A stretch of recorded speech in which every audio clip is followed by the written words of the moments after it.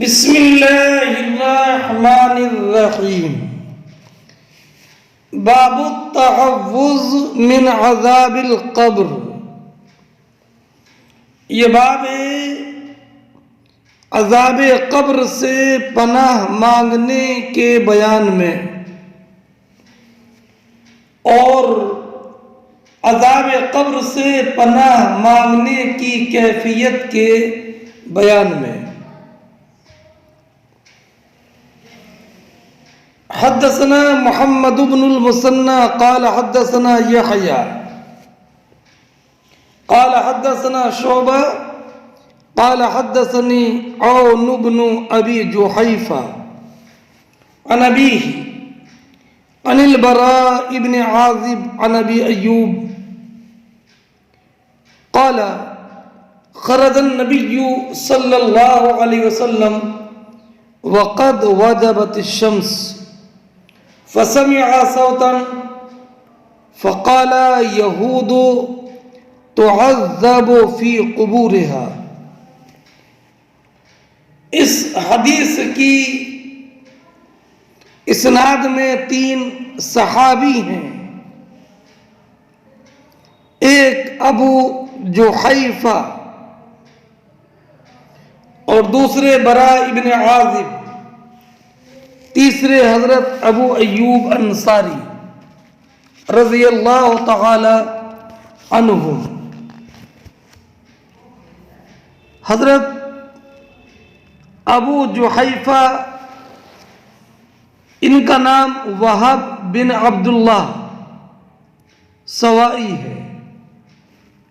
ابو ایوب انصاری کا نام خالد ابن زید ہے. حضرت ابو ایوب انصاری رضی اللہ تعالی عنہ بیان فرماتے ہیں کہ نبی اکرم صلی اللہ تعالی علیہ وسلم مدینہ منورہ سے باہر تشریف لے گئے اور سورج ڈوب چکا تھا. فسمع صوتا، تو آپ نے ایک آواز سنی تو فرمایا یہود تعذب فی قبورها، یہودیوں کو ان کی قبر میں عذاب دیا جا رہا ہے. تو اب رہا یہ معاملہ کے مطابقت ترجمۃ الباب سے کس طور پر ہوگی، اس لیے کہ حدیث میں عذاب قبر کا ثبوت کا بیان ہے اور ترجمۃ الباب جو ہے وہ عذاب قبر سے پناہ مانگنے سے متعلق ہے. تو علامہ کرمانی کا قول نقل فرمایا علامہ عینی نے کہ جو عذاب کی آواز کو سنتا ہے وہ عادتاً عذاب سے پناہ مانگتا ہے، اور یا عذاب سے پناہ مانگنے کا ذکر اختصاراً ترک کر دیا گیا ہے. سرکار نے آواز سنی تو اب یہ آواز کس کی تھی؟ تو اس میں 3 احتمال ہیں. ہو سکتا ہے کہ یہ عذاب کے فرشتوں کی آواز ہو، اور یا جن یہود پر عذاب ہو رہا تھا ان یہود کی آواز ہو، اور یا جو عذاب تھا اس وقوع عذاب کی آواز ہو. اب اس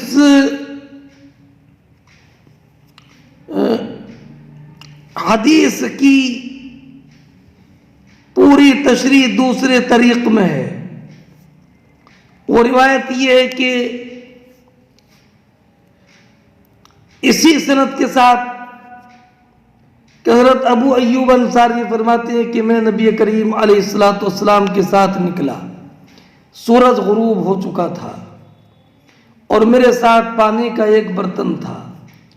حضور قضاء حاجت کے لیے تشریف لے گئے، یہاں تک کہ حضور جب واپس آئے تو میں نے وضو کرایا اور سرکار نے فرمایا کیا اولم تسمع ما اسمع، کہ آپ وہ نہیں سن رہے جو میں سن رہا ہوں؟ تو میں نے کہا اللہ اور اس کا رسول خوب جانے۔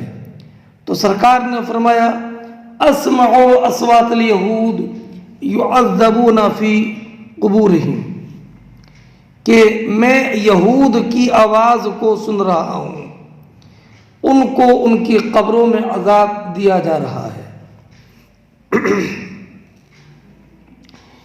اب رہا یہ کہ حدیث پاک میں تو یہ ہے کہ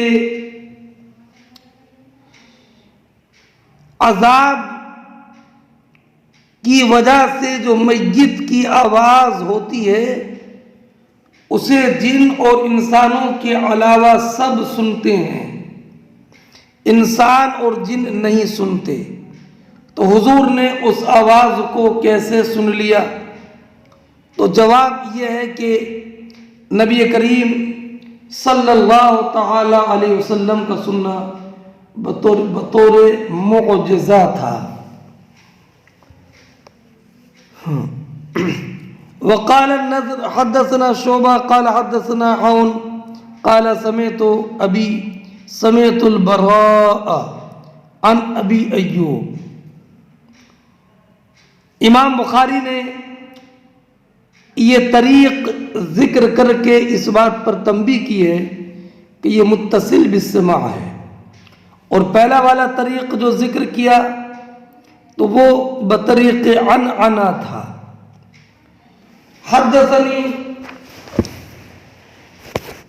حدثنا معلّى قال حدثنا وهيب عن موسى ابن عقبہ قال حدثتني ابنة خالد ابن سعید ابن العاص انها سمعت النبي صلی اللہ علیہ وسلم وهو يتعوذ من عذاب القبر۔ موسیٰ ابن عقبہ کہتے ہیں کہ مجھ سے حدیث بیان کی خالد ابن سعید ابن عاص کی بیٹی نے، کہ خالد ابن سعید کی بیٹی نے نبی کریم علیہ السلام کو عذاب قبر سے پناہ مانگتے ہوئے سنا۔ کس نے سنا؟ خالد ابن سعید کی بیٹی نے۔ خالد ابن سعید ابن عاص کی بیٹی کا نام امہ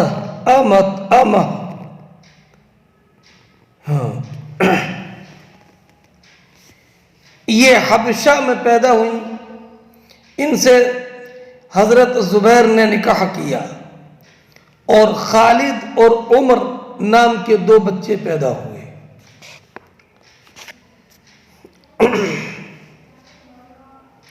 اور ایک حدیث میں یہ ہے کہ نبی کریم علیہ السلام نے فرمایا استجیر باللہ من عذاب القبر، عذاب قبر سے اللہ کی پناہ مانگو۔ اب رہا یہ کہ نبی کریم علیہ السلام نے عذاب قبر سے پناہ مانگی، حالانکہ آپ تو معصوم ہیں، مطہر ہیں، اور اللہ رب العزت کے فضل سے نبی کریم علیہ السلام تو سید المعصومین ہیں۔ تو اس میں اس بات پر تنبیہ کرنا ہے کہ جب عذاب قبر سے پناہ مانگنے والی وہ ذات ہے جو کہ سید المرسلین بھی ہیں، سید المعصومین بھی ہیں، تو پھر عام انسانوں کے لیے بدرجہ اولا عذاب قبر سے پناہ مانگنا چاہیے کہ جو نہ معصوم ہیں اور نہ گناہوں سے پاک ہیں، وہ عذاب قبر سے پناہ بھی مانگے اور تمام اوامر پر عمل کریں، تمام معاصی سے بچیں، تاکہ اللہ رب العزت ان کو جہنم سے اور عذاب قبر سے پناہ، عذاب قبر سے نجات عطا فرمائے۔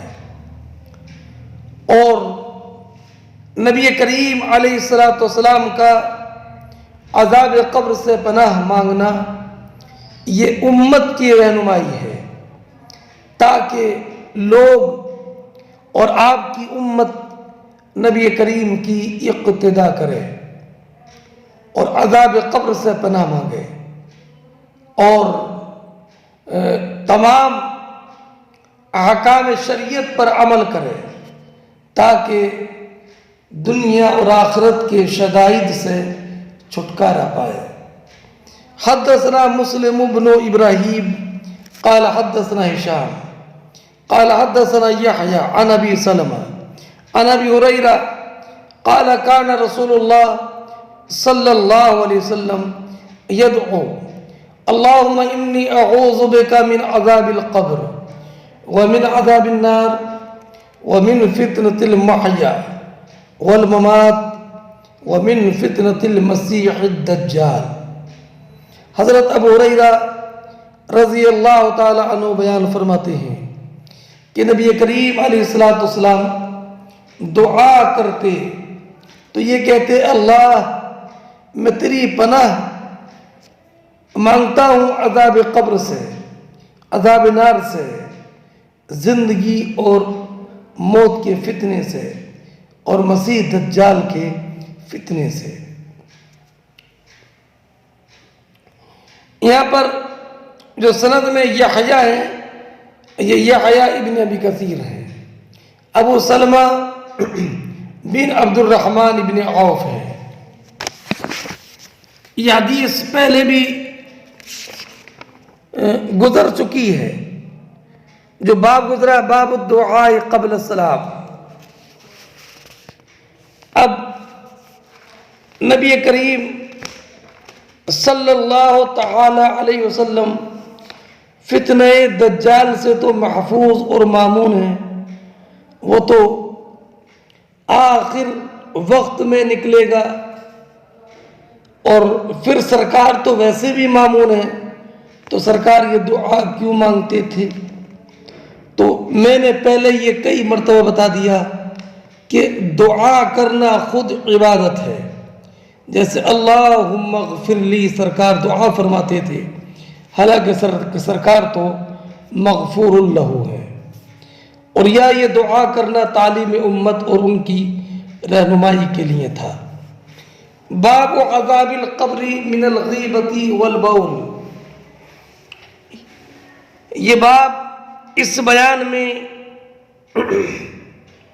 کہ عذاب قبر حاصل ہوتا ہے غیبت کی وجہ سے اور پیشاب کی چھینٹوں سے نہ بچنے کی وجہ سے، پیشاب کی چھینٹوں کی سے نہ بچنے کی وجہ سے۔ سرکار نے فرمایا استنزہوا عن البول فإن عامۃ عذاب القبر منہ، تو غیبت کرنا، یہ پیشاب کی چھینٹوں سے نہ بچنا، یہ عذاب قبر کا باعث ہے۔ غیبت یہ کہ انسان کسی کے پیٹھ پیچھے ہے نا برائی کے ساتھ ذکر کرے، اگرچہ وہ برائی اس میں موجود ہو، اس لیے کہ اگر ایسی برائی کی جو اس میں موجود نہیں ہے تو یہ تو بہتان ہے۔ ہاں، اب رہا یہ کہ عذاب قبر غیبت اور پیشاب کی چھینٹوں سے نہ بچنے کی وجہ سے ہی ہوگا اور کوئی اور گناہوں کی وجہ سے نہیں ہوگا، تو جواب یہ کہ ان دونوں کی ذکر میں تخصیص اس وجہ سے ہے کہ چونکہ ان کا معاملہ اہم ہے، یہ نہیں ہے کہ ان کے علاوہ اور گناہوں کی وجہ سے عذاب قبر نہیں ہوگا۔ جو حدیث ذکر کی یہ حدیث پہلے گزر گئی ہے۔ حدثنا قتیبہ قال حدثنا جریر عن العامش عن مجاہد عن طاؤوس قال ابن عباس، عبداللہ ابن عباس رضی اللہ تعالیٰ عنہ بیان فرماتے ہیں کہ نبی کریم علیہ السلام دو قبروں کے پاس سے گزرے، فقال انہما لا يعذبان، ان دونوں پر عذاب ہو رہا ہے، وما يعذبان فی کبیر، اور گناہ اور عذاب کسی بڑے گناہ کی وجہ سے نہیں، بلا کیوں نہیں، بڑے گناہ کی وجہ سے ہے، لیکن ان میں سے ایک فکان یسعی بالنمیمہ، تو یہ چغلی کرتا ہوا پھرتا تھا، واما الاخر فکان لا یستتر من بولی، لیکن دوسرا اپنے پیشاب سے نہیں بچتا تھا۔ اور پھر سرکار نے ایک تر لکڑی لی، فکسرہ باثنتین، اس کے دو ٹکڑے کیے، پھر ان میں سے ایک ایک ٹکڑا ایک ایک قبر پر گاڑ دیا، پھر کہا لعلہ یخفف عنہما ما لم ییبسا، کہ امید ہے کہ ان دونوں کے عذاب میں تخفیف رہے گی جب تک کہ یہ خشک نہ ہوں۔ اب رہا یہ کہ اس میں تو غیبت کا ذکر نہیں ہے، نمیمہ کا ذکر ہے۔ تو نمیمہ کا معنی ہوتا ہے کسی کی برائی کرنے کے لیے چل کے جانا، تو لا محالہ جب چل کے جائے گا تو لا محالہ جب کسی کی برائی کرنے کے لیے پہنچے گا تو غیبت تو اس کی ہوگی ہی، اس لیے غیبت اور نمیمہ لازم اور ملزوم ہے۔ یہ حدیث پہلے گزر گئی ہے، کون اس باب میں کہ باب من الکبائر اللہ یستتر من بولہ، کتاب الوضو میں یہ حدیث گزری ہے، اور وہیں پر اس باب المیت یعرض علیہ مقعدہ بالغداۃ والعشی، یہ باب اس بارے میں کہ میت پر اس کا ٹھکانہ پیش کیا جاتا ہے صبح و شام۔ صبح و شام سے مراد صبح و شام کا وقت، ورنہ مردوں کے لیے نہ صبح ہوتی ہے اور نہ شام ہوتی ہے۔ تو صبح و شام سے مراد ہے صبح و شام کا وقت، یعنی ایک دن رات میں دو مرتبہ، ایک صبح کے وقت اور ایک شام کے وقت۔ تو مراد صبح شام نہیں ہے بلکہ صبح و شام کا وقت مراد ہے، اس لیے کہ مردوں کے لیے نہ صبح ہے اور نہ شام ہے۔ اور ٹھکانے سے مراد وہ جگہ ہے جو ان کے لیے جنت میں یا جہنم میں تیار کی گئی ہے۔ حدثنا اسماعیل قال حدثني مالک عن نافع عن عبد الله بن عمر ان رسول الله صلی اللہ علیہ وسلم قال ان احدکم اذا مات عرض علی مقعده بالغداۃ والعشی ان كان من اهل الجنہ فمن اهل الجنہ وان كان من اهل النار فيقال هذا مقعدك حتى يبعثك الله يوم القیامہ۔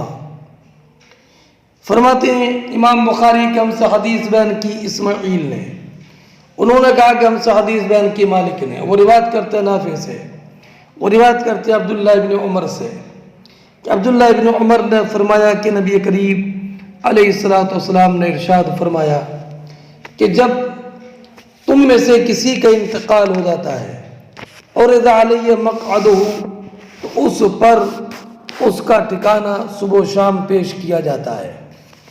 ان کان من اہل الجنہ، یعنی ان کان المیت من اہل الجنہ فمن اہل الجنہ، یعنی فمقعدہ من مقاعد اہل الجنہ، کہ اگر مرنے والا جنتی ہوتا ہے تو اس کا ٹھکانہ جنتیوں کے ٹھکانوں میں سے ٹھکانہ ہوتا ہے، یعرض علیہ، جو اس پر پیش کیا جاتا ہے۔ وَإِنْ كَانَ مِنْ أَهْلِ النَّارِ، اور اگر وہ جہنمی ہے، فَمِنْ أَهْلِ النَّارِ،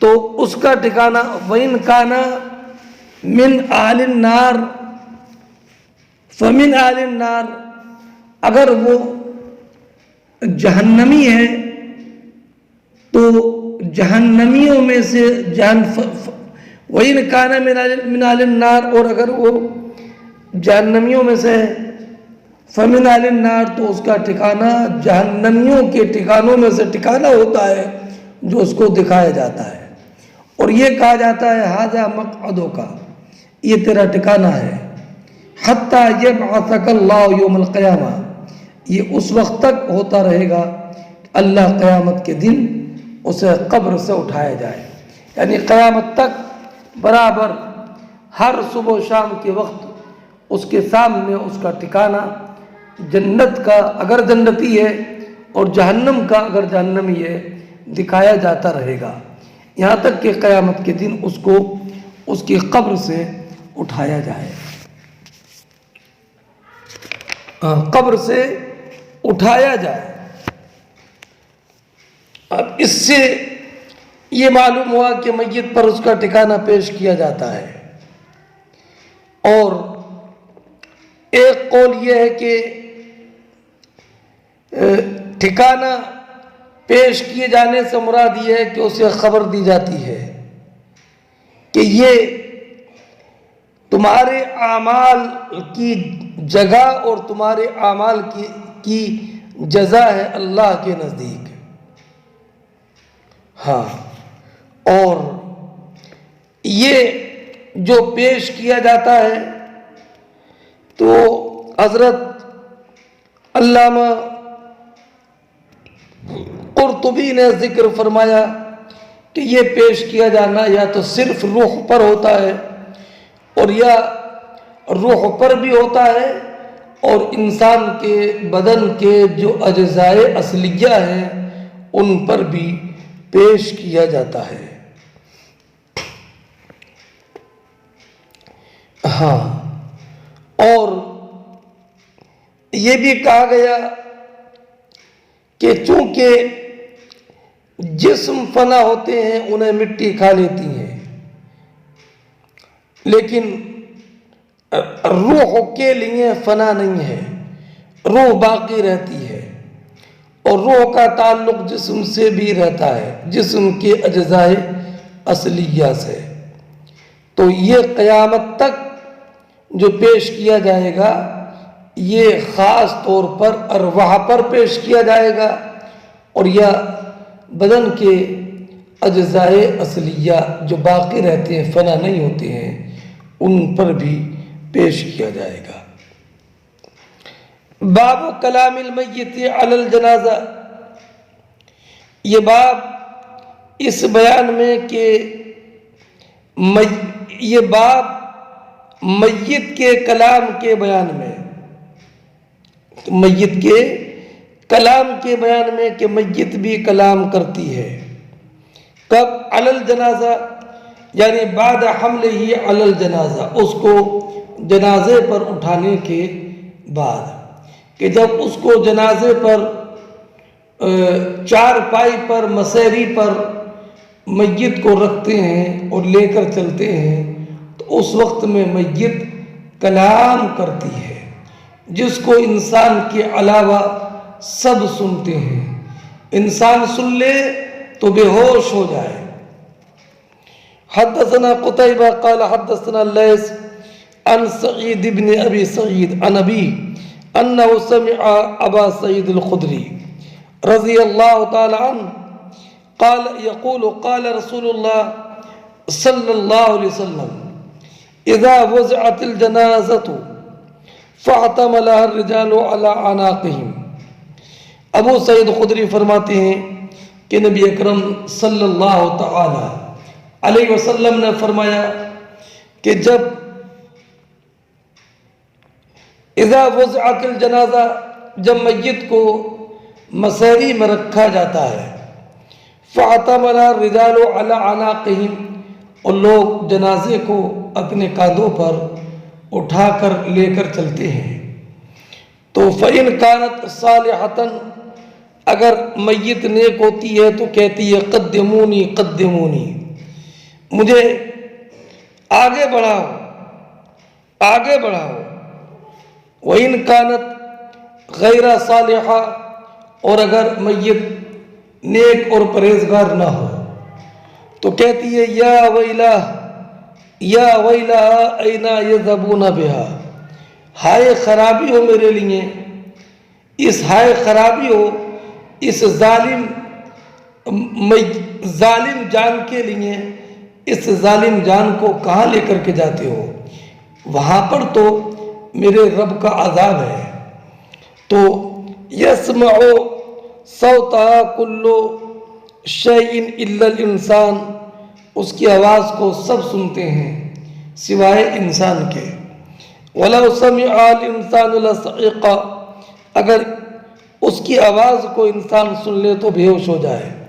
یہ حدیث 314 نمبر کی حدیث ہے جو پہلے گزر گئی ہے۔ مطابقت ترجمۃ الباب سے ظاہر ہے کہ جب میت کو چارپائی پر رکھا جاتا ہے، مسہری پر رکھا جاتا ہے، تو یہ کلام میت کرتی ہے، قدمونی قدمونی، اور غیر صالحہ ہو تو کہتی ہے یا ویلہا اینا یذہبون بہا۔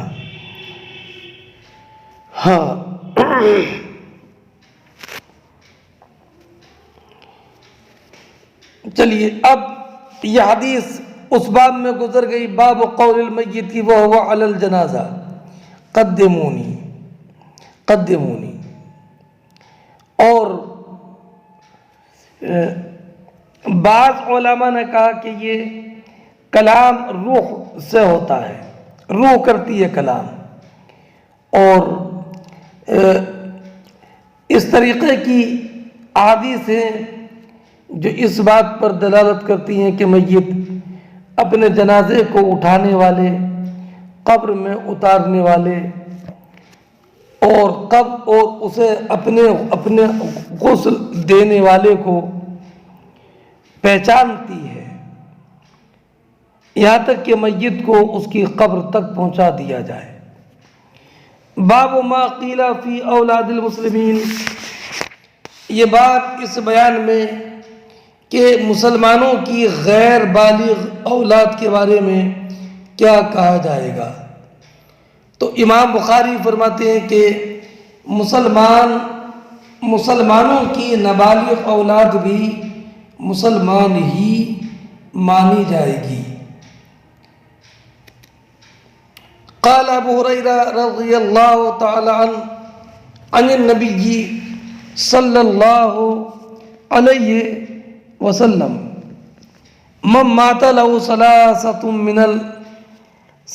من الولد لم يبلغ الحنث كان له حجابا من النار او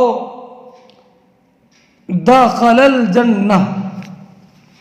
فرماتے ہیں ابو ہریرہ رضی اللہ تعالیٰ عنہ نبی کریم علیہ السلام سے روایت کر کے کہ نبی اکرم صلی اللہ تعالی علیہ وسلم نے فرمایا کہ جس مسلمان کے 3 نابالغ بچوں کا انتقال ہو جائے تو کان لہ حجاب من النار، وہ اس کے لیے، وہ بچے اپنے والدین کے لیے جہنم سے آڑ ہو جائیں گے،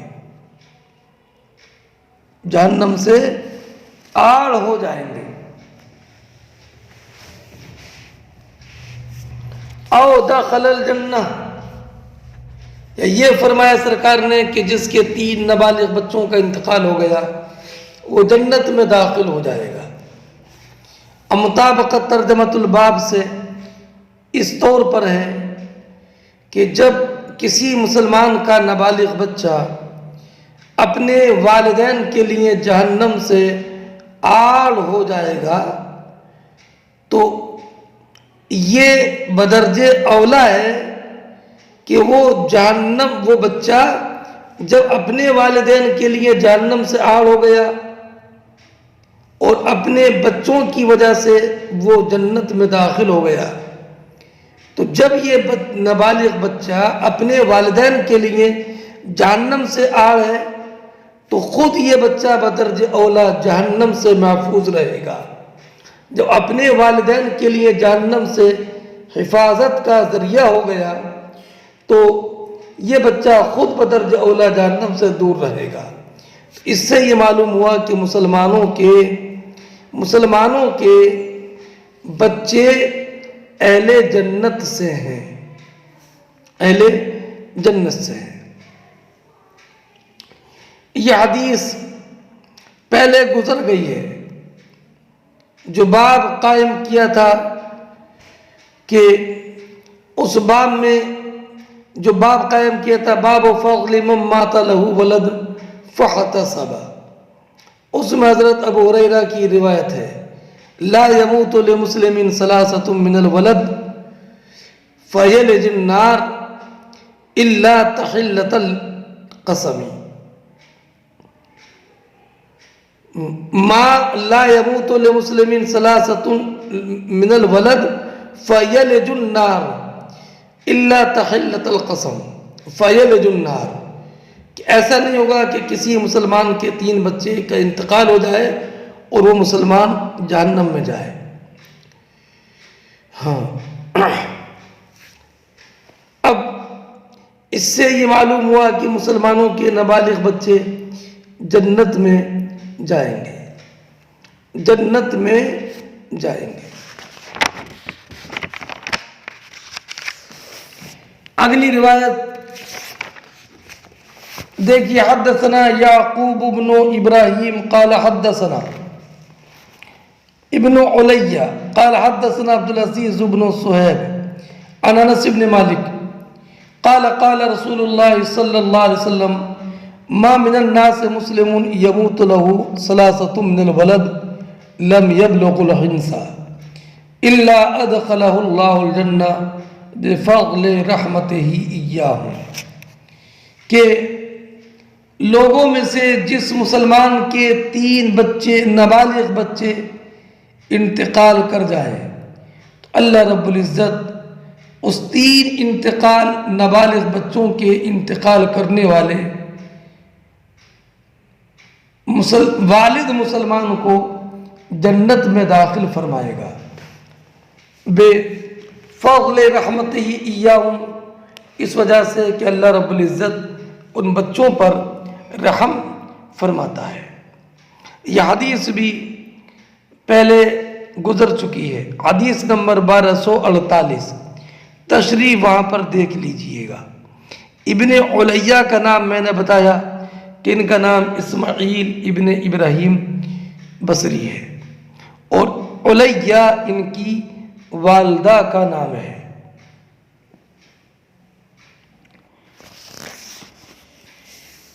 تو اس سے بھی معلوم ہوا کہ مسلمان کے انتقال کرنے والے نابالغ بچے جنت میں جائیں گے۔ حدثنا ابو الولید قال حدثنا، کیسے معلوم ہوا کہ جب بچوں پر رحم کی وجہ سے اللہ ان کے والد کو جنت میں داخل کروائے گا، تو اس بچے کی وجہ سے جب والد کو جنت میں داخل کیا تو اس بچے کو بدرجہ اولا جنت میں داخل فرمائے گا۔ حدثنا ابو الولید قال حدثنا شعبہ عن عدی بن ثابت انه سمع البراء قال لما توفي ابراہیم قال لما توفي ابراہیم قال رسول اللہ صلی اللہ علیہ وسلم ان له مرضعا فی الجنہ، فرماتے ہیں براء ابن عازب رضی اللہ تعالیٰ عنہ کہ جب نبی اکرم صلی اللہ تعالی علیہ وسلم کے شہزادے حضرت ابراہیم کا وصال ہوا تو نبی کریم علیہ الصلوۃ والسلام نے فرمایا ان له مرضعا فی الجنہ، ان کے لیے جنت میں ایک دودھ پلانے والی ہے۔ حضرت ابراہیم کا جب انتقال ہوا تو یہ 18 ماہ کے تھے، ابھی ایام رضاعت پورے نہیں ہوئے تھے۔ اللہ رب العزت جل جلالہ نے انہیں یہ اعزاز بخشا کہ جنت میں انہیں دودھ پلانے والی دائیہ عطا فرمائی۔ اس حدیث سے یہ ثابت ہوا کہ مسلمانوں کے نابالغ بچے جو فوت ہو جائیں وہ جنت میں ہے، وہ جنت میں ہے۔ یہ میں پہلے بتا چکا کہ نبی کریم علیہ السلام کی تمام اولاد حضرت خدیجۃ الکبریٰ سے ہے، سوائے ابراہیم علی نبینا و علیہ السلام کے، کہ یہ ماریہ قبطیہ سے تھے، اور ان کی پیدائش سن 8 ہجری کے ماہ ذی الحجہ میں ہوئی، اور 18 ماہ کی عمر میں ان کا انتقال ہوا، ام برزہ بنت منذر کے گھر میں، اور جنت البقیع میں یہ مدفون ہوئے۔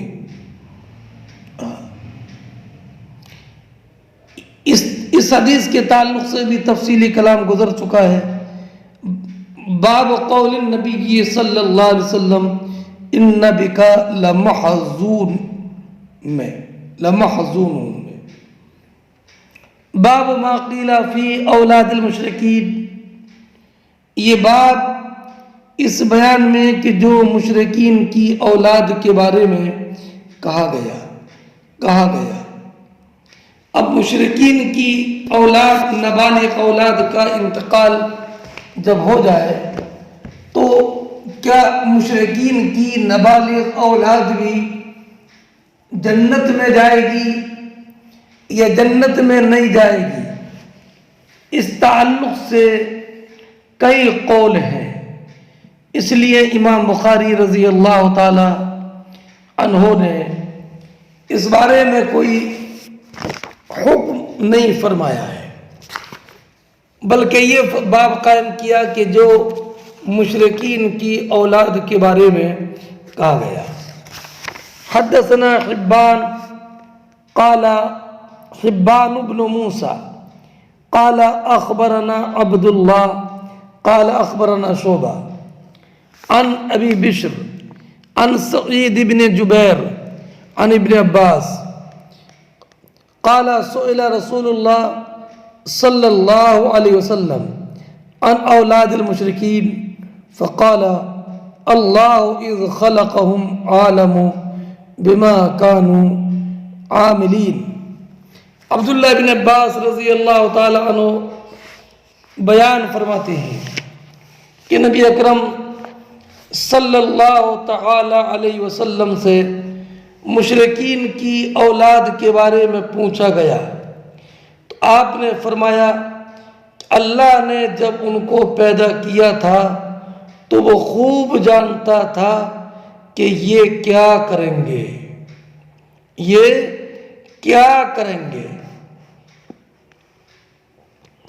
ہاں میں نے پہلے بتا دیا کہ مسلمانوں کے بچے تو جنت میں رہیں گے۔ اب کفار کے مشرکین کے بچوں کے بارے میں 3 مذہب ہے۔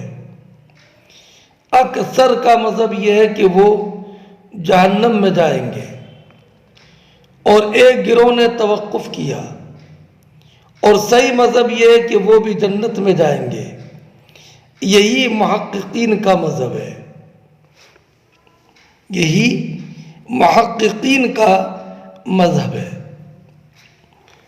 اب نبی اکرم صلی اللہ تعالی علیہ وسلم نے ارشاد فرمایا اللہ عالم بما کانوا، اللہ اذ خلقهم عالم بما کانوا یعملون، اللہ نے جب ان کو پیدا کیا تو اللہ خوب جانتا ہے کہ وہ کیا عمل کریں گے۔ اب اس باب کے تحت جو احادیث ذکر کی ہیں وہ عبداللہ ابن عباس سے ایک حدیث ہے جو پڑھی آپ نے، حضرت ابو ہریرہ سے 2 روایتیں ہیں، سمرہ ابن جندب سے ایک روایت ہے، عبداللہ ابن عباس کی روایت کی طرح۔ اب حضرت ابو ہریرہ رضی اللہ تعالی عنہ کی ایک روایت سے توقف ثابت ہوتا ہے، اور ایک روایت اس بات پر دلالت کرتی ہے کہ وہ جنت میں جائیں گے، اور سمرہ ابن جندب کی جو روایت ہے اس سے بھی یہ کہ وہ جنت میں جائیں گے۔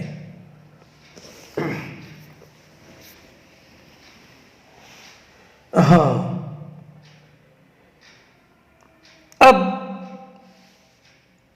اس لیے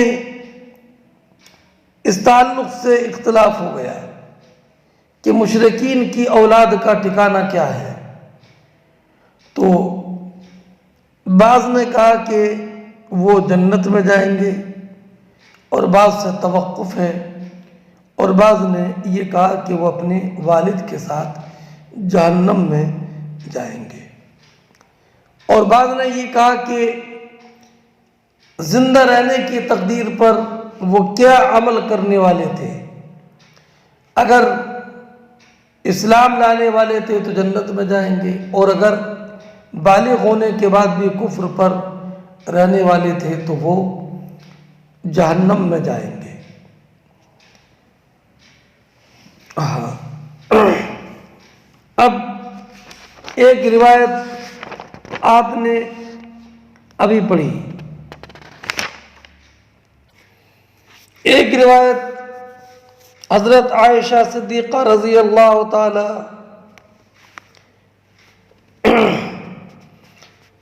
عنہا سے مروی ہے کہ حضرت خدیجۃ الکبریٰ نبی کریم علیہ خدیجہ الکبریٰ نے نبی کریم علیہ السلام سے سوال کیا مشرکین کی اولاد کے بارے میں، تو کہا کہ وہ اپنے آباء و اجداد کے ساتھ ہیں۔ پھر میں نے نبی کریم علیہ السلام سے اولاد مشرکین کے بارے میں سوال کیا، تو کہا اللہ عالم بما کانوا عاملین۔ پھر میں نے اسلام کے مستحکم ہونے کے بعد پھر سوال کیا اولاد مشرکین کے بارے میں، تو آیت کریمہ نازل ہوئی وَلَا تَزِرُ وَازِرَةٌ وِزْرَ أُخْرَى۔ تو پھر سرکار نے فرمایا ہم علی الفطرہ، یہ کہا کہ فی الجنہ۔ اگر یہ حدیث درجہ صحت کو پہنچے تو فرماتے ہیں اللہ معینی لقانا قاطعا للنزاع۔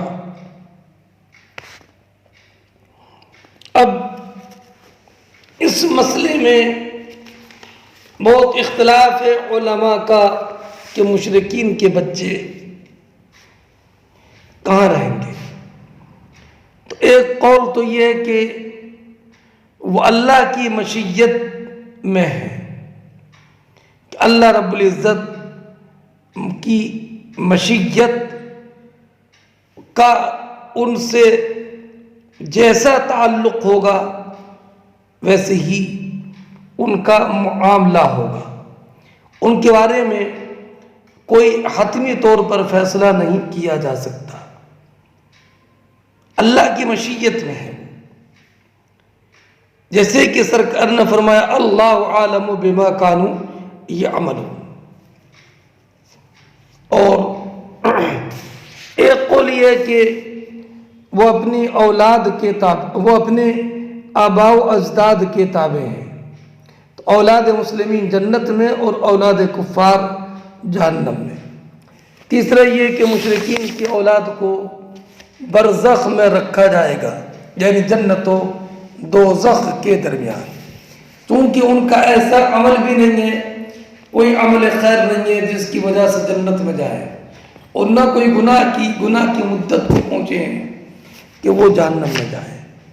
ایک قول یہ کہ وہ جنت والوں کے خادم بنا دیے جائیں گے، چنانچہ ایک حدیث میں اولاد المشرکین خدم اہل الجنہ، اور ایک قول یہ کہ ان کو آخرت میں آزمایا جائے گا بئی طور کہ ان کے سامنے آگ پیش کی جائے گی، تو جو حکم دیا جائے گا کہ اس میں داخل ہو جاؤ، تو جو اس میں داخل ہو جائے گا وہ آگ اس پر ٹھنڈک اور سلامتی والی بن جائے گی، اور جو انکار کرے گا اس کو عذاب دیا جائے گا۔ اور ایک قول یہ کہ وہ جنت میں رہیں گے۔ اللہ کون مشرکین کے نابالغ بچے؟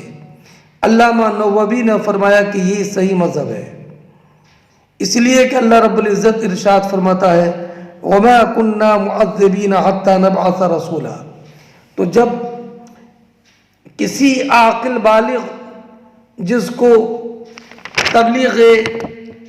تبلیغ دعوت نہ ہو، دعوت نہ پہنچی ہو، اس کو عذاب نہیں دیا جائے گا، تو جو ابھی عاقل نہیں ہے بلکہ نابالغ ہے اس کو عذاب نہ دیا جانا بدرج اولا ہوگا. ہاں. حدثنا ابو الیمان قال اخبرنا شعیب عن الزہری قال اخبرنی عطاء ابن یزید اللیثی انه سمع ابا ہریرہ یقول سئل النبی صلی اللہ علیہ وسلم عن ذرارج المشرکین فقال اللہ عالم بما كانوا عاملین. فرماتے ابو ہریرہ رضی اللہ تعالیٰ عنہ کہ نبی اکرم صلی اللہ تعالی علیہ وسلم سے سوال کیا گیا مشرکین کی اولاد، نابالغ اولاد کے بارے میں، تو نبی اکرم علیہ السلام نے فرمایا اللہ عالم بما كانوا عاملین، اللہ رب العزت خوب جانتا ہے کہ یہ بالغ ہو کر کیا عمل کرنے والے تھے. حدثنا آدم قال حدثنا ابن ابی ذئب عن الزہری عن ابی سلمہ ابن عبد الرحمن عن ابی ہریرہ قال قال النبی صلی اللہ علیہ وسلم کل مولود یولد علی الفطرہ، ہر بچہ فطرت اسلام پر پیدا ہوتا ہے.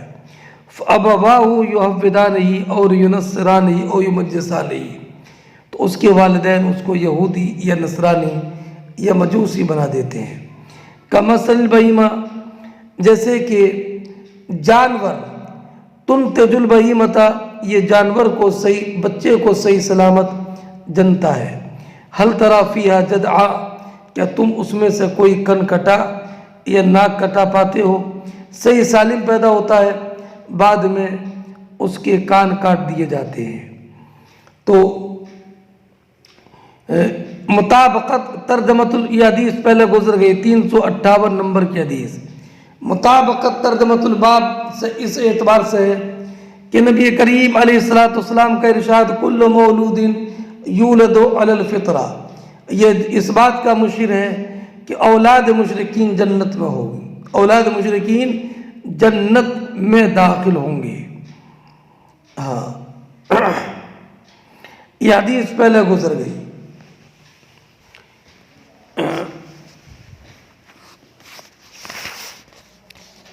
اس سے یہ معلوم ہوا کہ بچہ یہودیت، نصرانیت یا مجوسیت اپنے والدین کے تابع ہو کر کے اختیار کرتا ہے.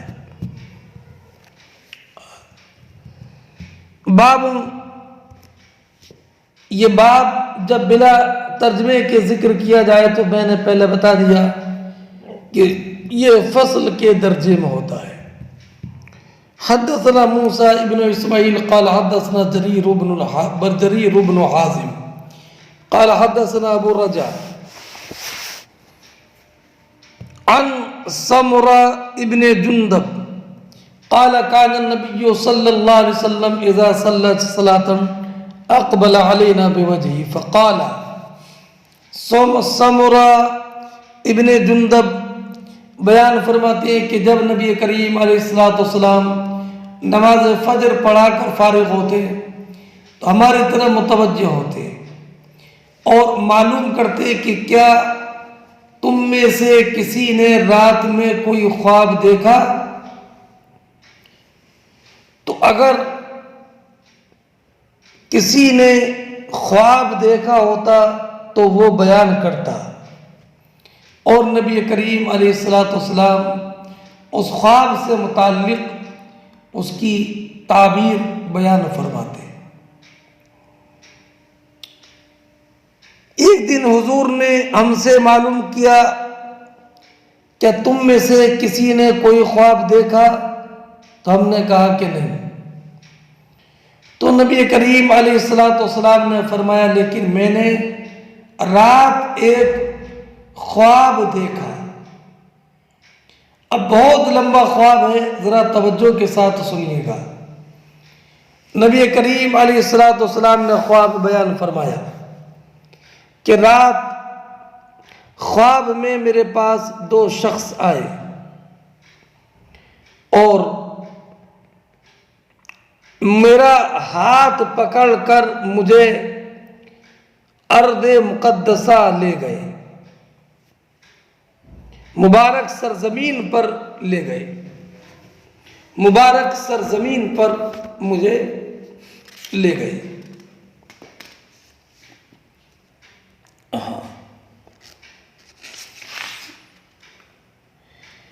اب جب وہاں پر پہنچے تو دیکھا کہ ایک آدمی بیٹھا ہوا ہے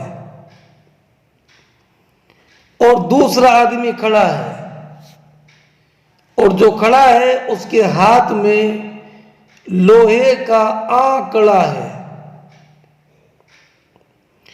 اور وہ اس بیٹھے ہوئے شخص کے جبڑے میں اس لوہے کے آنکڑے کو ڈال کر پیچھے کی طرف کھینچتا ہے، یہاں تک کہ اس کا جبڑا گدی تک پھٹ جاتا ہے، اور پھر ایسے دوسرے جانب جبڑے میں وہ لوہے کا آنکڑا ڈالتا ہے اور اسے گدی تک، گردن تک کھینچتا ہے۔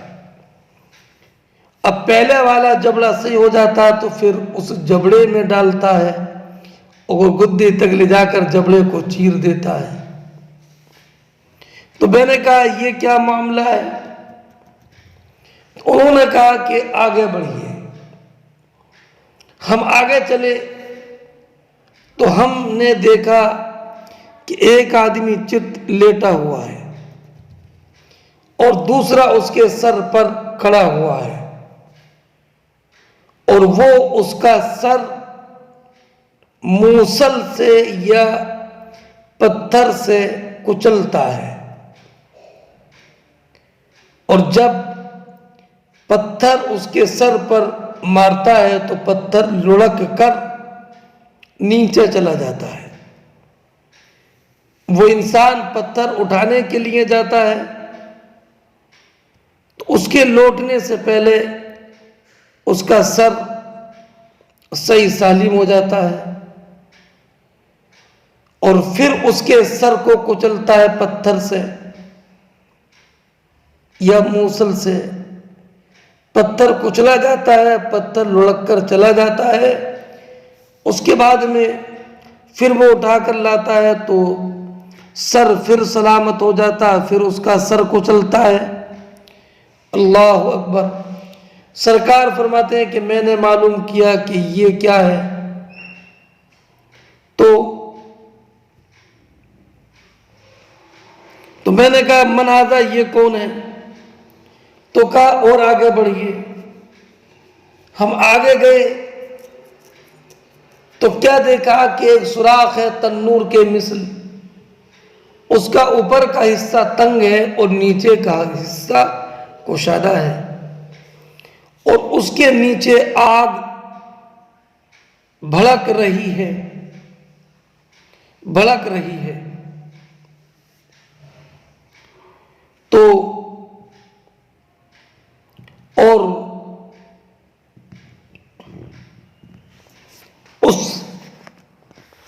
اس میں ننگے مرد اور ننگی عورتیں ہیں۔ تو جب آگ بھڑکتی ہے تو یہ مرد ننگے اور عورتیں جو ننگی ہیں یہ اوپر تنور کے اوپر کے حصے میں آ جاتے ہیں اچھل کر، یہاں تک کہ یہ نکلنے سے قریب ہوتے ہیں تو آگ سرد ہو جاتی ہے، ٹھنڈی پڑ جاتی ہے، تو پھر یہ تنور کے نیچے پہنچ جاتے ہیں، پھر آگ بھڑکتی ہے اور یہ اوپر آتے ہیں، نکلنے سے قریب ہو جاتے ہیں تو آگ پھر تھوڑی ہلکی ہو جاتی ہے، پھر یہ نیچے جاتے ہیں، پھر آگ بھڑکتی ہے، پھر اوپر آ جاتے ہیں۔ تو میں نے کہا کہ یہ کیا معاملہ ہے؟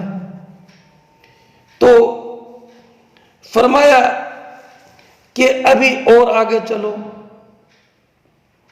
یہاں تک کہ ہم آگے بڑھے تو دیکھا کہ ایک خون کی نہر ہے اور خون کی نہر میں ایک آدمی کھڑا ہے بیچ نہر میں.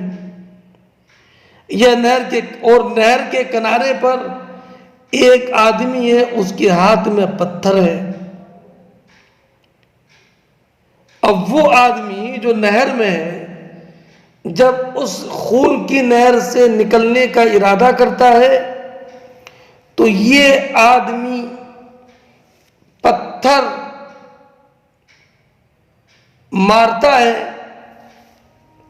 اور پتھر مار کر پھر اس کو وہیں پہنچا دیتا ہے جہاں پر کہ وہ تھا، بیچ نہر میں. پھر وہ نکلنے کا ارادہ کرتا ہے، پھر آدمی پتھر مارتا ہے اس کے منہ میں تو پھر اس کو لٹا دیتا ہے، پھر وہ وہیں پہنچ جاتا ہے جہاں پر کہ تھا. پھر جب نکلنے کا ارادہ کرتا ہے پھر اس کے منہ میں پتھر مارتا ہے، یہاں تک کہ وہ آدمی خون کی نہر ہی میں رہتا ہے. تو میں نے کہا یہ کیا ہے؟ تو کہا کہ ابھی اور آگے چلو. اور آگے چلے تو ہم ایک سبز باغ میں پہنچے جس میں بڑا عظیم درخت ہے اور اس کی جڑ میں بزرگ اور بچے بیٹھے ہیں، اور ایک آدمی اس درخت سے قریب ہے اور اس کے سامنے آگ ہے جو وہ بھڑکا رہا ہے. تو یہ دونوں شخص مجھے اس درخت پر لے کر چڑھے اور درخت پر اوپر چڑھ کر ایک محل میں داخل ہو گئے. ایسا محل میں نے کبھی دیکھا نہیں،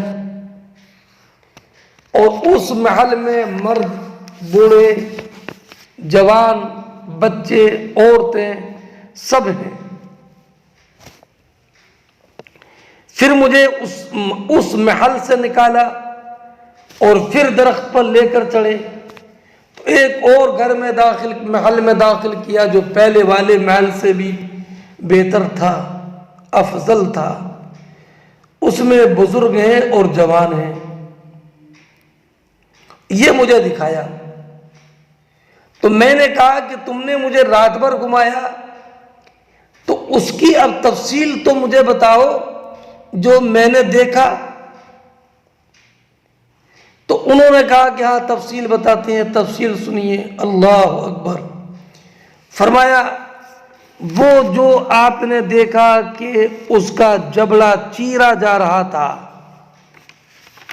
تو یہ وہ شخص تھا جو بہت زیادہ جھوٹا تھا، جھوٹی باتیں بیان کرتا تھا اور لوگ اس سے جھوٹی باتیں نقل کرتے تھے، یہاں تک کہ اس کی وجہ سے، اس کے جھوٹ بولنے کی وجہ سے جھوٹ دور دراز تک پہنچ جاتا. تو وہ جھوٹے کی سزا ہے، اور جھوٹے کی سزا کے طور پر اس کے ساتھ اس کے جبڑے چیرے جا رہے ہیں جیسے کہ آپ نے دیکھا، اور یہ اس کے ساتھ قیامت تک کیا جاتا رہے گا. اور وہ جو آپ نے دیکھا کہ اس کا سر کچلا جا رہا تھا موصل سے، پتھر کو پھر اٹھا کر لاتے، سر سے ہو جاتا پھر کچلتے. تو یہ وہ آدمی ہے کہ جس کو اللہ نے قرآن کا علم عطا فرمایا اور یہ اس سے غافل ہو کر رات میں سوتا رہا اور دن میں اس قرآن کے حکم پر عمل نہیں کیا، تو یہ اس کا سر کچلا جاتا رہے گا قیامت تک. اور وہ جو آپ نے دیکھا کہ تنور میں ننگے مرد اور ننگے عورتیں ہیں، تنور کی آگ بھڑکتی ہے، تنور کے کنارے پر آ جاتے ہیں، نکلنے کے قریب ہوتی ہے تو آگ دھیمی ہو جاتی ہے، پھر یہ آگ کے نیچے پہنچ جاتے ہیں، پھر آگ بھڑکتی ہے، پھر تنور کے اوپر پہنچ جاتے ہیں اچھل کر، اور یہ نکلنے کے قریب ہوتے ہیں تو آگ بجھنے کے قریب ہو جاتی ہے، پھر یہ نیچے پہنچ جاتے ہیں. تو یہ مرد و عورت جو آپ نے اس آگ میں ننگے دیکھے کہ آگ میں یہ اچل رہے تھے، نیچے جا رہے تھے، یہ زانی اور زانیہ تھے۔ اللہ اکبر کبیرہ۔ اور وہ جو آپ نے دیکھا کہ نہر میں، خون کی نہر میں وہ نکلنا چاہتے ہیں تو آدمی پتھر مارتا ہے، یہ سود خور ہے۔ اور وہ شخص، وہ بزرگ جو درخت کی جڑ میں تھے، یہ ابراہیم علیہ السلام ہے، اور جو بچے ان کے ارد گرد تھے یہ تمام لوگوں کی اولاد ہے۔ تو یہی محل ترجمہ کہ تمام لوگوں کی اولاد ہے۔ تو اس سے معلوم ہوا کہ مشرکین کی اولاد بھی حضرت ابراہیم کے ساتھ تھی، اور جب مشرکین کی اولاد بھی حضرت ابراہیم کے ساتھ تھی تو جیسے مسلمانوں کی اولاد جنت میں جائے گی، ایسے ہی مشرکین کی اولاد بھی جنت میں جائے گی۔ اور جو آگ بھڑکا رہے تھے وہ مالک ہیں، خازن نار ہیں۔ اور جو پہلے آپ نے گھر دیکھا تو وہ عامۃ المسلمان کا جنت میں محل ہے، اور جو آپ نے گھر اس کے بھی افضل و اعلیٰ دیکھا جس میں کہ شیخ اور بزرگ تھے، تو وہ شہداء کا گھر ہے۔ اور کہا کہ ہم دونوں کو تم نے پہچانا، انا جبرائیل و ھذا میکائیل، میں جبریل اور میکائیل ہوں۔ اور کہا کہ اپنا سر اٹھاؤ، تو میں نے اپنا سر اٹھایا تو میں نے اپنے اوپر بادل کے مثل دیکھا جو سب سے اوپر ہے۔ تو کہا کہ ذاک منزلک، یہ تمہارا محل ہے۔ تو میں نے کہا کہ مجھے اپنے محل میں داخل ہونے دو۔ تو کہا کہ ابھی تمہاری آپ کی عمر باقی رہی ہے، جب آپ کی عمر مکمل ہو جائے گی تو آپ اپنے اس محل میں داخل ہو جائیں گے، داخل ہو جائیں گے۔ یہ حدیث پاک مکمل ہے۔ اس حدیث سے یہ ثابت ہوا کہ مشرکین کے بچے بھی جنت میں داخل ہوں گے۔ اب آپ حدیث کا ترجمہ سماع۔ فرماتے ہیں کہ ہم سے حدیث بیان کی موسیٰ ابن اسماعیل نے، انہوں نے کہا کہ ہم سے حدیث بیان کی جریر نے، وہ ابن حازم ہے۔ انہوں نے کہا کہ ہم سے حدیث بیان کی ابو رجاء نے، وہ سمرہ ابن جندب سے روایت کرتے ہیں۔ انہوں نے کہا کہ نبی کریم علیہ السلام جب نماز پڑھتے تو ہماری طرف اپنا چہرہ مبارک کرتے، فقال، اور فرماتے من رآ منکم رؤیا، منکم اللیلۃ رؤیا، تم میں سے کس نے رات خواب دیکھا؟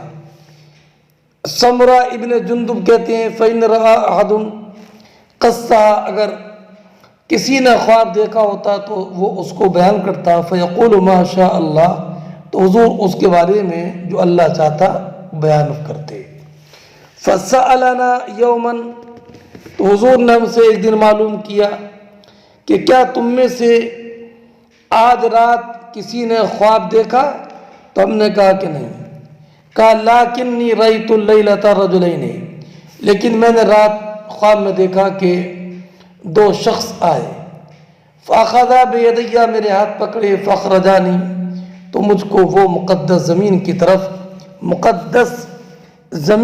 طرف لے گئے۔ اب اس سے مراد مقدس زمین سے مراد مطلق بھی ہو سکتی ہے، کوئی بھی مقدس زمین، یا مراد اس سے مسجد اقصیٰ کی سرزمین ہے۔ فَإِذَا رَجُلٌ جالس، تو دیکھا کہ آدمی بیٹھا ہے اور ایک آدمی کھڑا ہے، اس کے بیدہی، اس کے ہاتھ میں۔ اب اس کے ہاتھ میں کیا ہے؟ تو امام بخاری فرماتے ہیں قال بعض اصحابنا موسیٰ، ہمارے بعض اصحاب نے موسیٰ ابن اسماعیل سے روایت کی کہ موسیٰ ابن اسماعیل نے کہا بیدہی کلوب من حدید، کہ اس کے ہاتھ میں لوہے کے آنکڑے ہیں، یدخلو فی شدقہ، کہ اس کو داخل کر رہا اس کے جبڑے میں، حتی یبلغ قفاہ، یہاں تک کہ وہ جبڑے کو چیرتا ہوا اس کی گدی تک پہنچ جاتا ہے۔ ثم یفعل، پھر وہ اس کے دوسرے جبڑے کے ساتھ بھی ایسے ہی کرتا ہے. وَيَلْتَئِمُ شِدْقُهُ هَذَا، اور اس کا پہلا والا جبڑا بھر جاتا ہے. فَيَعُودُ، پھر وہ لوٹتا ہے. فَيَصْنَعُ مِثْلَهُ، تو قُلْتُ، پھر وہ اس کے مثل کرتا ہے. تو میں نے کہا یہ کیا ہے؟ تو کہا انطلق، تم چلو. تو ہم چلے. حَتَّى أَتَيْنَا إِلَى رَجُلٍ، یہاں تک کہ ہمارے اس مرد کے پاس مُزْتَجْعٍ عَلَى قَفَا، جو کہ چت لیٹا ہے. وَرَجُلٌ قَائِمٌ عَلَى رَأْسِهِ، اور ایک مرد اس کے سر کے پاس کھڑا ہے. بِفَحْرٍ أَوْ صَخْرَةٍ، موصل لیے ہوئے یا پتھر لیے ہوئے. فَيَشْدَخُ بِهَا رَأْسَهُ، اس پتھر یا موصل سے اس کا سر کچلتا ہے. فَإِذَا ضَرَبَهُ، جب پتھر اس کے سر پر مارتا ہے. تَدَحْدَحَ الْحَجَرُ، تو پتھر لڑک جاتا ہے. فَانْطَلَقَ إِلَيْهِ لِيَأْخُذَهُ، تو وہ شخص پتھر لینے کے لیے جاتا ہے. فَلَا يَرْجِعُ إِلَى هَذَا، جب لوٹ کر اس کے پاس آتا ہے تو ابھی آتا نہیں. حَتَّى يَلْتَمِعَ رَأْسُهُ، یہاں تک کہ اس کا سر صحیح ہو جاتا ہے. وَعَادَ رَأْسُهُ كَمَا هُوَ، اور وہ اس کا سر ویسا ہو جاتا ہے جیسے کہ پہلے تھا. فَعَادَ إِلَيْهِ، تو اس کی طرف لوٹ کر. فَضَرَبَ، اس کو پھر مارتا ہے. تو میں نے کہا یہ کون ہے؟ قَالَ انطلق، انطلق، آگے چلو. فَانْطَلَقْنَا إِلَى نَقَبٍ، تو ہم ایسے سوراخ کی طرف گئے جو کہ تنور کی طرح تھا. أَعْلَاهُ ضَيِّقٌ، اس کا اوپر کا حصہ تنگ اور اس کے نیچے کا حصہ کشادہ. تَتَوَقَّدُ تَحْتَهُ نَارٌ، اس کے نیچے آگ بھڑک رہی ہے. فَإِذَا اقْتَرَبَ ارْتَفَعُ، فَإِذَا اقْتَرَبَ ارْتَفَعُ، جب حرارت اور گرمی قریب ہوتی ہے تو یہ اوپر اٹھ جاتی ہے. حتیٰ کادوا یخرجون، یہاں تک کہ نکلنے کے قریب ہو جاتے ہیں. فَإِذَا خَمِدَتْ، اور جب یہ بجھنے کے قریب ہوتی ہے، اس کے شعلے سرد پڑ جاتے ہیں. رجعوا فِيهَا وَفِيهَا رِجَالٌ وَنِسَاءٌ عُرَاةٌ، اور اس میں مرد اور عورتیں ننگے ہیں. تو میں نے کہا یہ کون ہے؟ کہا انطلق. فَانْطَلَقْنَا حَتَّى أَتَيْنَا عَلَى نَارٍ مِّن دَمٍ، یہاں تک کہ ہم خون کی نہر کے پاس آئے. اس میں ایک آدمی ہے جو کھڑا ہے. وَعَلَى وَسْطِ النَّارِ قَائِمٌ، قائم، وہ کھڑا ہے. کہاں پر؟ وَعَلَى وَسْطِ النَّارِ. وقال یزید بن ہارون ووہب ابن جریر ابن حازم وعلی شط النار رجل، اس میں ایک آدمی کھڑا ہے اور نہر کے بیچ میں یا نہر کے کنارے پر ایک دوسرا آدمی کھڑا ہے. نہر کے بیچ میں، یعنی نہر کے بیچ میں ایک آدمی کھڑا ہے. اور یزید ابن ہارون اور وہب ابن جریر ابن حازم نے کہا نہر کے کنارے پر ایک آدمی کھڑا ہے، اس کے ہاتھ میں سامنے پتھر ہے. فاقبل رجل، تو وہ آدمی جو کہ نہر میں تھا. فاذا اراد ان يخرج، جب وہ نکلنے کا ارادہ کرتا ہے. رماه الرجل بحجر فی فیہ، تو وہ آدمی جو نہر کے کنارے پر ہے وہ اس کو پتھر مارتا ہے، اس کو پتھر مارتا ہے.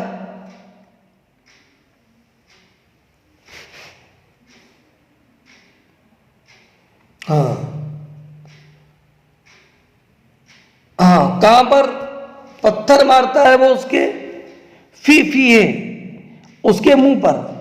فرد حیث کانا، تو اس کو لوٹا دیتا جہاں پر کہ تھا.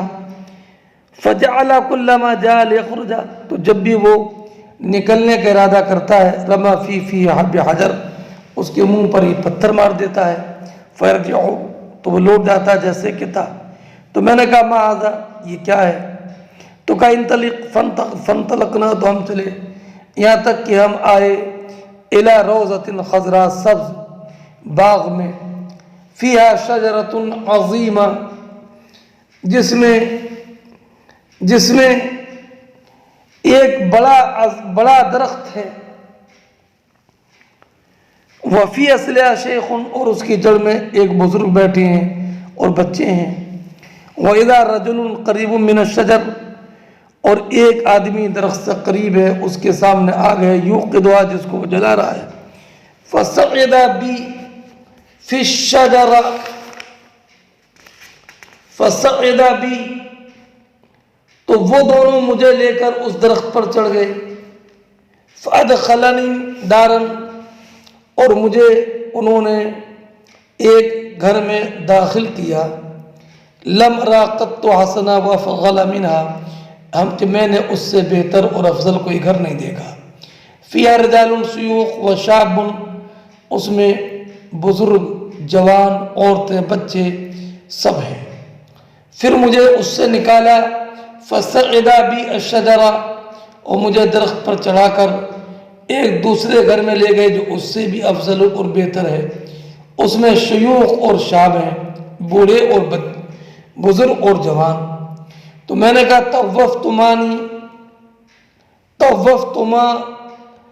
اللیلہ، تم نے مجھے رات بھر گھمایا، فاخبرانی اما رأیت، تو مجھے اس کی تو خبر دو جو میں نے دیکھا، تو کہا کہ ہاں، اما الذی رأیت، جو آپ نے دیکھا تھا کہ جس کے جبڑے چیرے جا رہے تھے، وہ کذاب ہے، جھوٹا ہے، یحدث بالکذب، جھوٹ بولتا تھا، فتحمل عنہ، اس سے جھوٹ کی روایت کی جاتی تھی، یہاں تک کہ جھوٹ دنیا میں پھیل گیا، فیصنع بہ، تو اس کے ساتھ یہ کیا جائے گا قیامت تک، اور جس کو آپ نے دیکھا کہ اس کا سر کچلا جا رہا تھا، تو وہ آدمی ہے کہ جس کو اللہ رب العزت نے قرآن کا علم عطا فرمایا، فنام عنہ باللیل، وہ اس سے اعراض کر کے غافل ہو کر رات میں سوتا رہا، وَلَمْ يَعْمِلْ فِيهِ بِالنَّهَارِ وَلَمْ يَعْمَلْ فِيهِ، اور قرآن میں جو ہے اس نے اس پر عمل نہیں کیا دن میں، اس کے ساتھ ہی ایسے ہی کیا جائے گا قیامت تک۔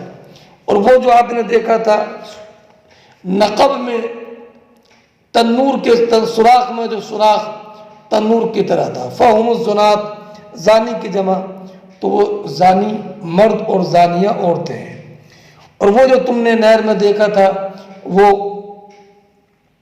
سود کھانے والے ہیں، اور وہ بزرگ جو آپ نے درخت کے نیچے دیکھے تھے وہ ابراہیم ہیں، اور بچے جو ان کے ارد گرد ہیں، فاولاد الناس، تو وہ لوگوں کی اولاد ہے، یہی محل ترجمہ ہے، فاولاد الناس، وہ لوگوں کی اولادیں ہیں، یعنی کافروں کے بھی اور مشرکوں کی بھی، والذی یوقد النار، اور جو آگ جلا رہے روشن کر رہے تھے وہ مالک خازن نار ہیں، اور وہ جو پہلا گھر آپ نے دیکھا تھا وہ عام مسلمانوں کا گھر ہے، اور وہ جو گھر جو آپ نے اب یہ دیکھا ہے یہ شہداء کا گھر ہے، اور میں جبرائیل و میکائیل ہوں، اور میں جبرائیل ہوں، یہ میکائیل ہیں، فرفع راسک، کا اپنا سر اٹھائیے، تو میں نے اپنا سر اٹھایا تو میرے اوپر بادل کے مثل تھا، تو کہا یہ آپ کی منزل ہے، تو میں نے کہا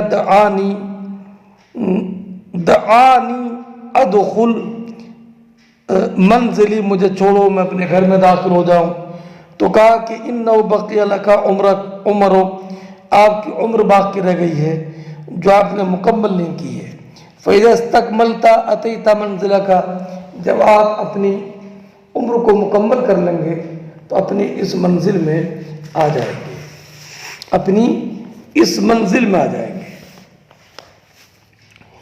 اب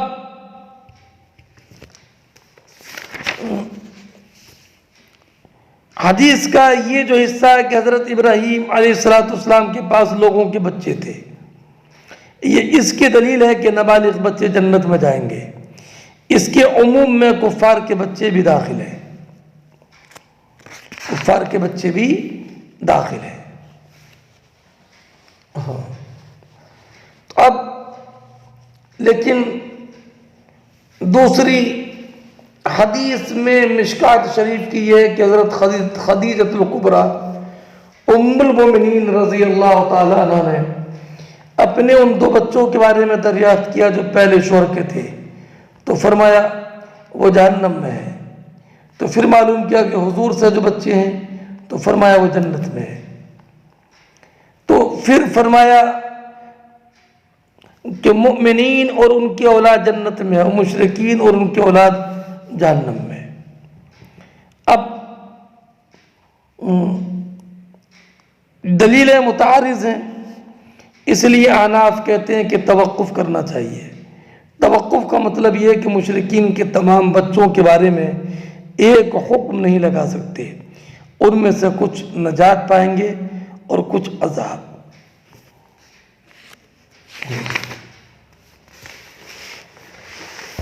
اب اس حدیث سے چند باتیں معلوم ہوئی.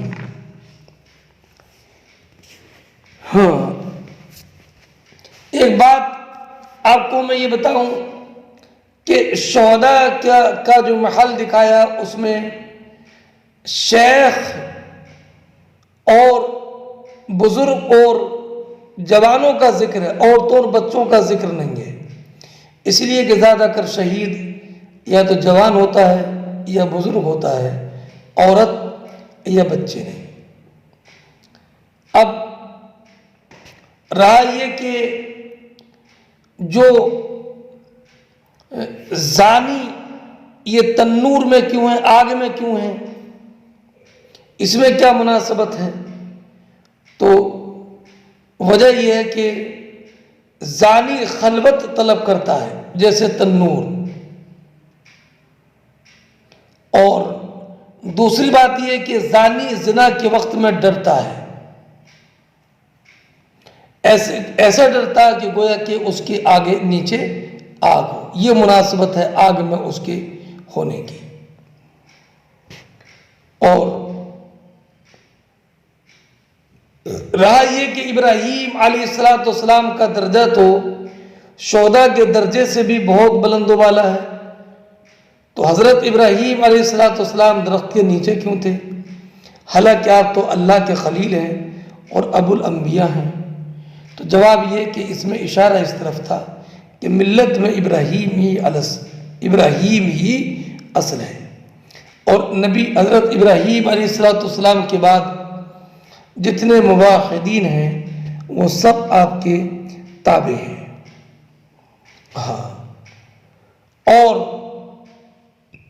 ان کی گزرگاہ سے ہی ہو کر کے اسلام کے شجر پر چڑھا جائے گا اور جنت میں داخل ہوں گے. اس حدیث سے یہ معلوم ہوا کہ خواب کے امر کا اہتمام کرنا چاہیے اور خواب کے بارے میں سوال کرنا مستحب ہے، اور اس کا ذکر نماز کے بعد میں کرنا یہ جائز ہے. اور اس سے بھی یہ بھی معلوم ہوا کہ کذب سے بچنا چاہیے اور غلط روایت بیان کرنے سے بچنا چاہیے. اور اس سے یہ بھی کہ قرآن کریم کی تلاوت کو ترک کرنے یا قرآن مجید پر عمل کے ترک سے ہمیشہ ڈرتے رہنا چاہیے. اور اس میں یہ بھی ہے کہ زنا کی سزا بڑی سخت ہے، زنا کی سزا بڑی سخت ہے. اور اس سے یہ بھی معلوم ہوا کہ جس نے جو بھی نیک عمل کیا وہ قیامت میں اس کو پائے گا. اور یہ بھی معلوم ہوا کہ امام کا سلام کے بعد میں اپنے مقتدیوں کی طرف متوجہ ہونا یہ مستحب ہے. اور اس سے یہ بھی معلوم ہوا کہ خواب کی تعبیر اول دن ہی میں معلوم کر لینا چاہیے. کہیں ایسا نہ ہو کہ دنیا کے دن میں دنیا کے کام کی مشغولیت کی وجہ سے وہ خواب ذہن سے نکل جائے، اور ایسا بھی نہ ہو کہ خواب دیکھنے کی وجہ سے پریشان رہے، خواب کی تعبیر معلوم کر لے تاکہ دل مطمئن ہو جائے. اور اس سے یہ بھی معلوم ہوا کہ علم وغیرہ کی مجلس کے لیے مجلس میں اگر استدبار قبلہ ہو جائے، قبلے کی طرف پیٹ ہو جائے، تو اس میں کوئی قبا